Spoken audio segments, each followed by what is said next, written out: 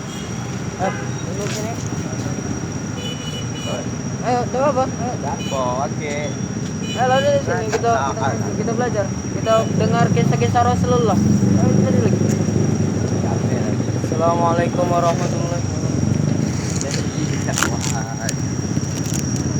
Delapan. Ada apa?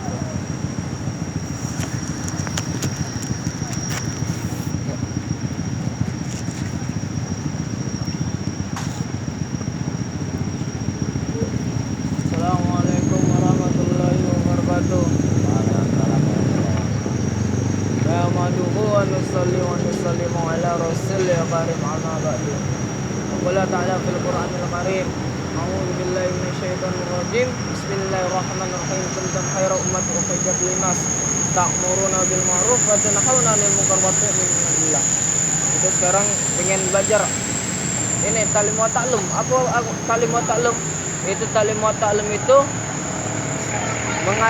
mengajar dan mengajarkan. Mana? Belajar dan mengajarkan. Kok?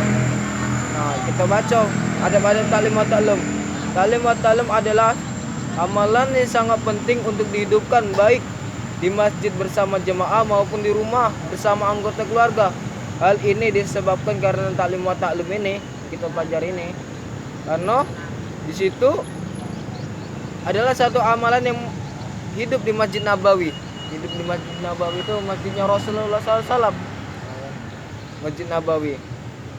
Nah, maksud daripada talim wa ta'lum adalah untuk meningkatkan semangat atau jazbah kita untuk beramal, semangat kita untuk beramal. Ya. Contoh kalau kita ibaratnya bermusik tadi kita semangat amin semangat ya. Karena ada menghasilkan keuntungan tadi kan, duit. Jadi juga dengan kita beramal ini keuntungan apa? Pahala dari Allah Subhanahu wa taala.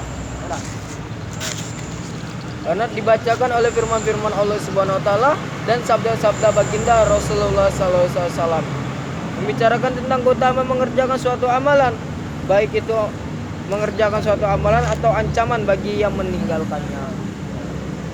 Fadilah taklim wa ta'lum ini, keuntungan daripada taklim wa ta'lum ini, kita mendapatkan sakinah, ketenangan jiwa, ketenangan hati kita, tenang, ya, tenang hati kita, ya. Kemudian apa? Dicuci rahmat oleh Allah Subhanahu wa taala. Rahmat Allah itu bercurah. Ya, cucuran. Kemudian apa? Dikerumuni para malaikat gitu cek ini. Nampaknya bagi kita ditanya uang saat ini, ya. Tapi sesungguhnya Allah tadi menyuruh daripada malaikat-malaikatnya untuk mengurumani kita. Ya sedang apa? Taklim wa ta'lum tadi. Dikerumuni para malaikat, ya. Kemudian apa? Dibangga-banggakan di majelisnya para malaikat kita. Ya, Allah. Nah, itu hamba-hamba aku nak. Dia lagi taklim wa ta'lum, dia lagi ngaji. Dia lagi nih, hamba-hamba aku. Nah, itu baru hamba-hamba aku. Tapi kalau misalnya lagi maksiat, tidak diomong sama Allah. Mungkin baiknya Allah lebih tidak ngomong kalau kita lagi buat jahat. Ya. Tapi kalau kita ini buat baik, hamba aku yang lagi buat baik. Ya, maka dalam sebuah hadis disebutkan dari Abu Hurairah radhiyallahu an bahwa Rasulullah sallallahu alaihi wasallam bersabda, tidak berkumpul suatu kaum dalam satu rumah Allah, mereka membaca kitab-kitab Allah saling mengajarkannya sesama mereka kecuali diturunkan kepada mereka sakinah menyirami mereka, para malaikat akan mengurumuni mereka dan Allah akan menyebut-nyebut mereka di kalangan para malaikat yang ada di sisinya. Rawahul, hadis riwayat Imam Muslim, Imam Abu Daud. Insyaallah sekarang kita kisah-kisah sahabat, cak mana sih perjuangannya Rasulullah mendakwakan agama, cak mana sih para sahabat itu memperjuangkan agama sampai kita ini saat ini kita apa? Sampai merasakan nikmatnya Islam. Ya, tapi kita tidak tahu perjuangan Rasulullah cak mana dulu kan? Kita baca sekarang, kita dengari perjuangan Rasulullah itu bab ke-1, ketabahan menghadapi kesusahan dan cobaan demi agama. Nah, kisah ke-1 ini yaitu kisah baginda Rasulullah SAW pertama kali hijrah tuh, pertama kali mendakwakan agama ini. mendakwakan ini ke Taif. Maka itulah tadi selama 9 tahun sejak masa kerasulan, baginda Nabi Shallallahu Alaihi Wasallam telah berusaha menyampaikan ajaran Islam, dan kebanyakan orang-orang Mekah selalu menyakiti, memperolok-olok dan para sahabat, kecuali sekelompok kecil yang sudah masuk Islam dan beberapa orang yang membantu beliau walaupun mereka ini belum masuk Islam. Contoh seperti paman Nabi Sallallahu Alaihi Wasallam, Abu Talib. Paman baginda Nabi Sallallahu Alaihi Wasallam ini Abu Talib termasuk orang yang paling baik hatinya, meskipun dia ini belum masuk Islam, tapi baik kan, selalu mendukung Rasulullah dakwah, ya, untuk menyebarkan agama selalu didukung. Maka dia selalu membantu baginda Nabi SAW dalam segala bentuk. Pada tahun ke-10 kenabian, ketika Abu Talib meninggal dunia, kaum kafir mendapatkan kesempatan untuk mencegah perkembangan Islam dan menyakiti kaum muslimin secara lebih leluasa. Baginda Rasulullah SAW pun pergi ke Taif. Taif ini sebuah negara, sebuah kota Taif di Arab. Nah, pergi ke Taif yang didiami kabilah Taskif yang berjumlah besar, dan harapan apabila kabilah tersebut masuk Islam, maka kaum muslimin akan terbebas dari berbagai penderitaan, dan Taif ini menjadi fondasi penyebaran agama setiba di Taif. Baginda Nabi Shallallahu Alaihi Wasallam langsung menemui 3 orang yang ditokohkan. Beliau berbicara dengan mereka, mengajak mereka ke agama Allah Subhanahu Wa Taala, dan mereka mau membantu baginda Nabi Shallallahu Alaihi Wasallam. Akan tetapi mereka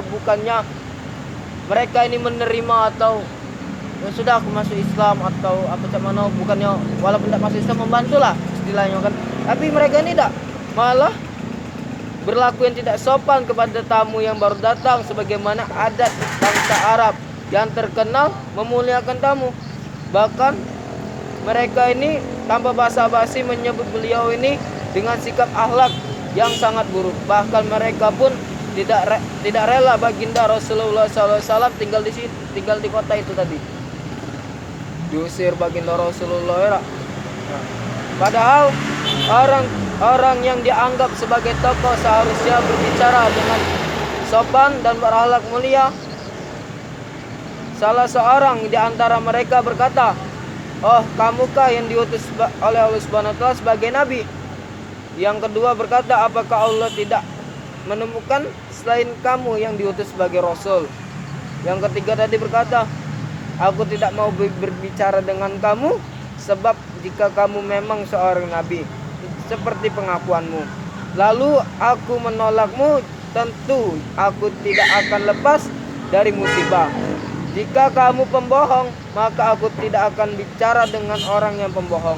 Maka tetapi baginda Rasulullah SAW ini dengan hikmah, dengan sabar.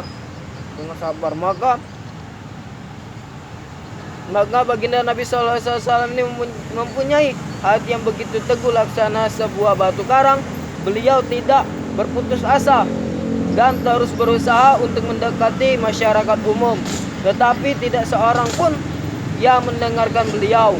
Jangankan menerima, bahkan mereka pun menghardik, "Tinggalkan segera kota kami, pergilah kemana engkau yang kamu suka." Ketika baginda Sallallahu Alaihi Wasallam sudah tidak dapat mengharapkan mereka lagi untuk masuk Islam tadi dan bersiap-siap untuk kembali, maka mereka menyuruh anak-anaknya tadi untuk menghabisi Rasulullah sampai berdarah wajah Rasulullah, sampai badan Rasulullah sekujur tubuhnya berdarah kalau. Ya, maka membuntuti mereka baginda Nabi Sallallahu Alaihi Wasallam. Mereka selalu mengganggu, mencaci dan melempari baginda Nabi Sallallahu Alaihi Wasallam dengan batu, sehingga kedua sendal beliau pun berlumuran darah. Dalam keadaan seperti itulah baginda Nabi Sallallahu Alaihi Wasallam meninggalkan kota Taif. Di tengah perjalanan, tatkala kita merasa aman dari gangguan anak-anak nakal itu, beliau berdoa kepada Allah, ya Allah, aku adukanlah kepadamu lemahnya. Berarti Rasulullah ini masya Allah, sedangkan disakiti, dicaci, dilempar batu, masih Rasulullah ini beliau ini bersifat baik, masih sabar, masih ini, bahkan didoakan kebaikan itulah.